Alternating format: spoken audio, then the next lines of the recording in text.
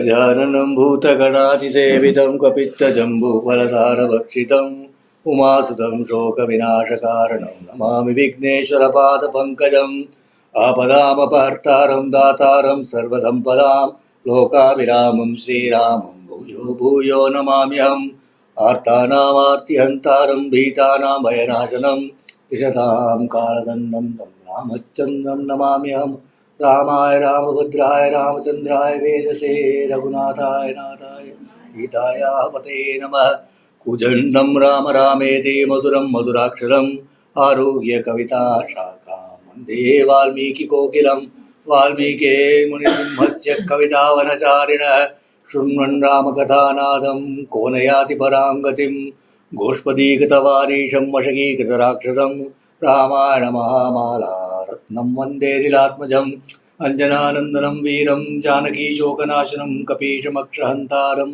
Vande लङ्काभयङ्करम्. This is the beauty of Ramayana, that in the battlefield he is entering into a state of samadhi while fighting.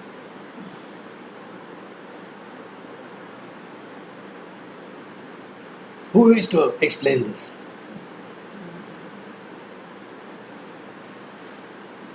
And in that state of samadhi, he has to find clarity as to what he should do, and he finds it.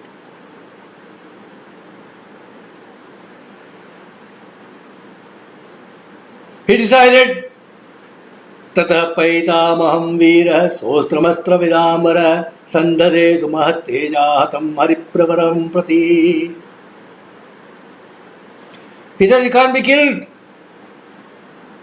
Then he must be immobilized. So he fitted in his bow the arrow and invoked the power of Brahmastra. And with that, he shot at the ape and bound him. Avadhyoyamiti gyatva tamastrenastra tattvavid nijagraha mahabahur marutatmajamindrajit. He bound him. The ape could not move hand and foot, and he fell boom on the ground. The ape realized that he had been bound with Brahmastra. But Hanuman realized that he felt absolutely no pain. And he realized that he felt no pain because of the measureless might of the great God Brahma. And he remembered the boon that Brahma had given him. Namestravandhascha saktirasti vimokshane lokaguro prabhavat ityeva matva vitos pravandho mayatmayo neranuvartitavya. This missile has been used to bind me under the belief that I shall be unable to free myself from it.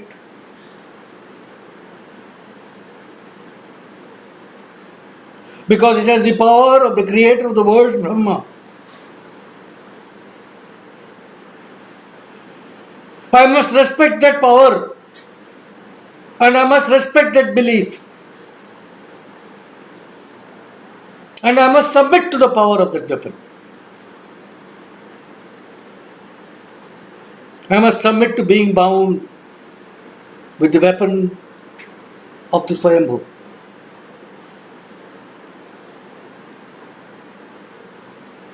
Keeping in mind the power of the weapon and the special boon given by grandsire, he knew that he should be able to release himself.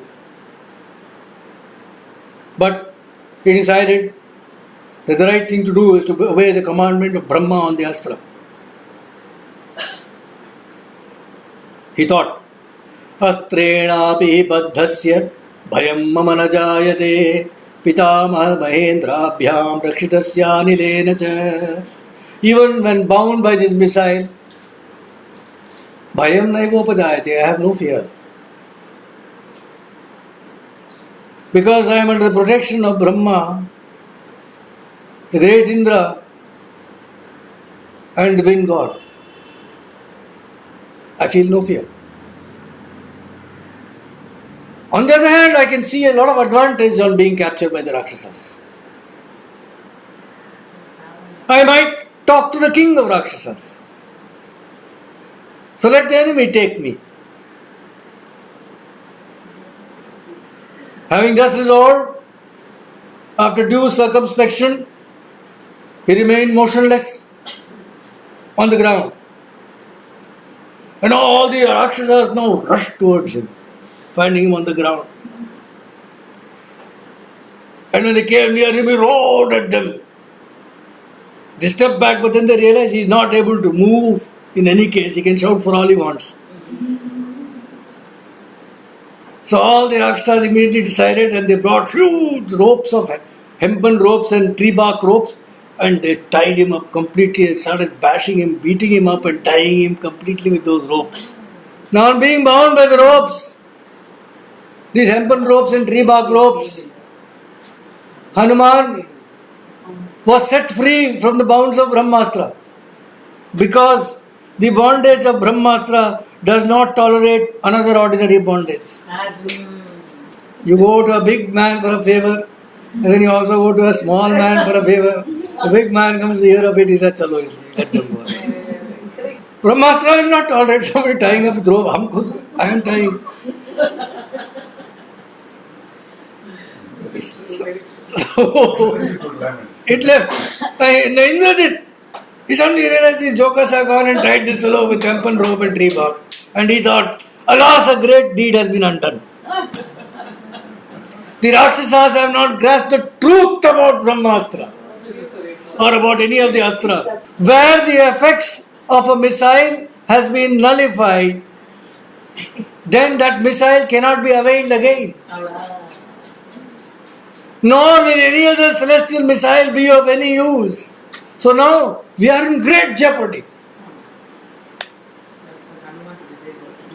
But Hanuman, being totally submitting to Brahmastra's power, he did not realize that he had been freed.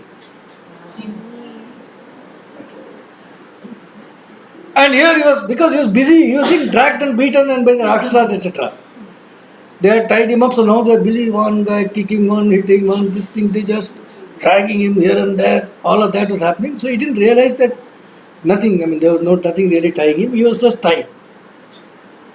And Indrajit probably thought that they have tied him up properly, so he is not able to move also.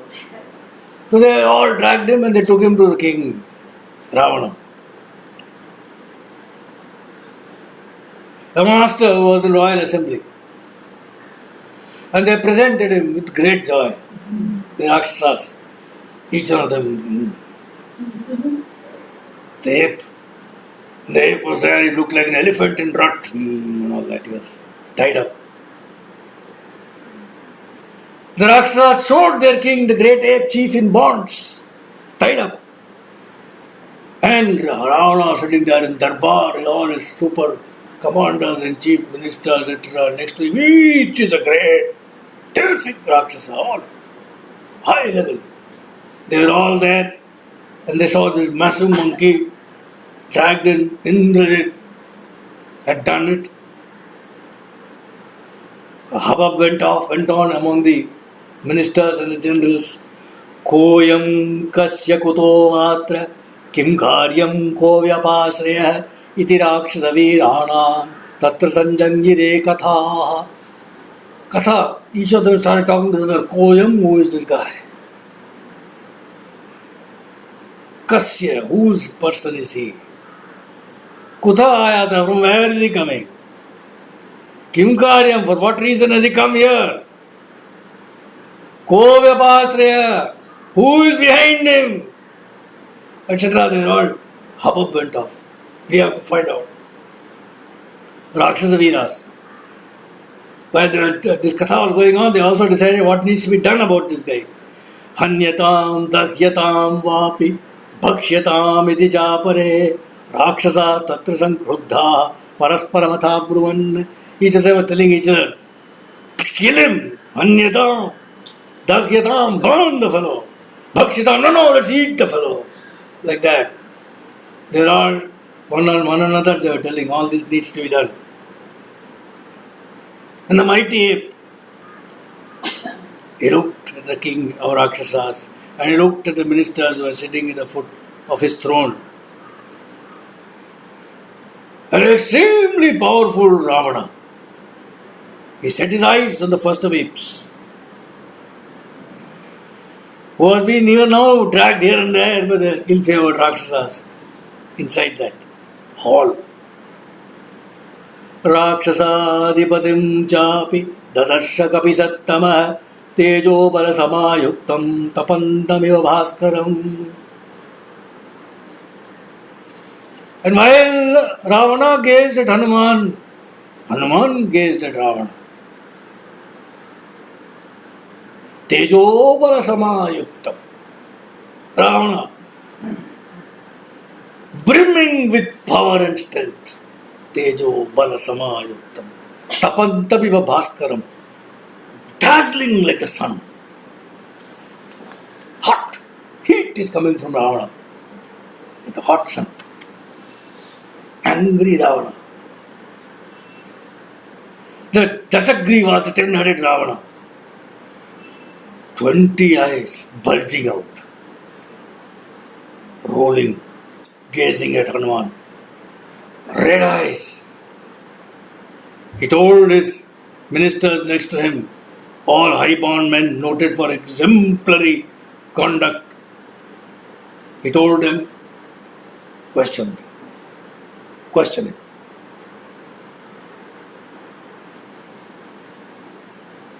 And they, duly questioned by them, said,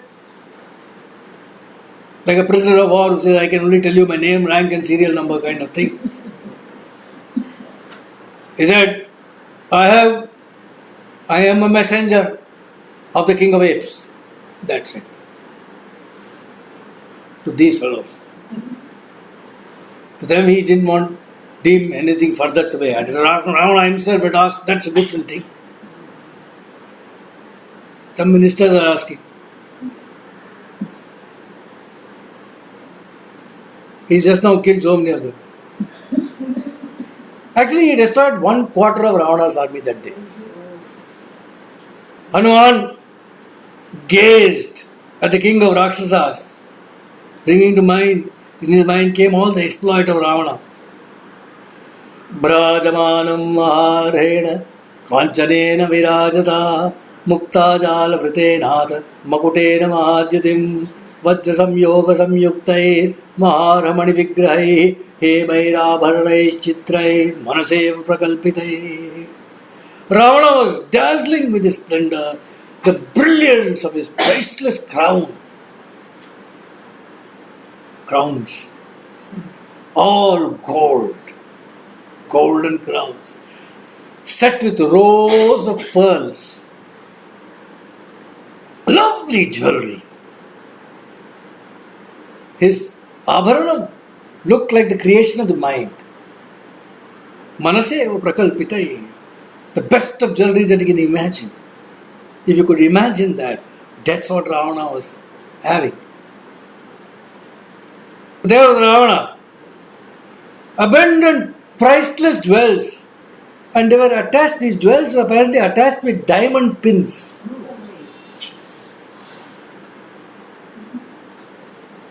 Now Hanuman notices these things. He's a yogi. A yogi cannot not notice.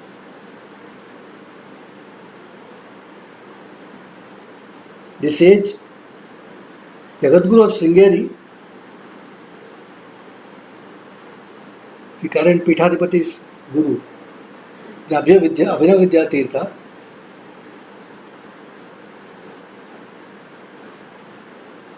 for instance, he could remember years ago if somebody had hammered in the room, how many times that hammer had hit. No reason. It's not that you want to do that, it's simply there. Nothing is unnoticed. I was reading, for example, when Ramana Maharshi as a 16-year-old boy was in Tiruvannamalai and his mother and everybody was searching for him. They didn't know where he was. He had run away one fine day and after that he was not to be seen.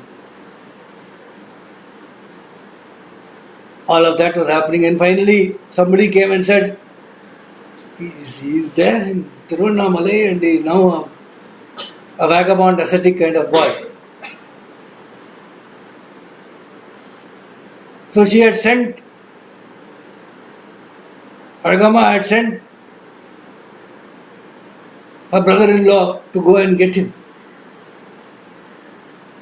So he had come. Of course, Bhagavan was in a silence or mauna, he was not talking, he was simply in that state all the time.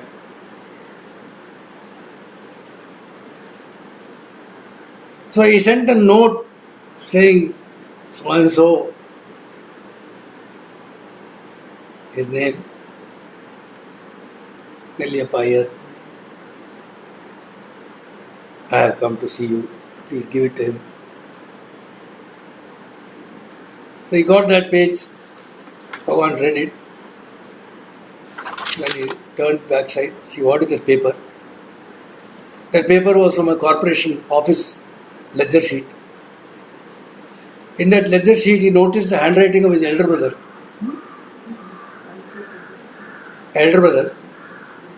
And then immediately it struck him that means that his elder brother is now employed in some government office, etc. Turned back.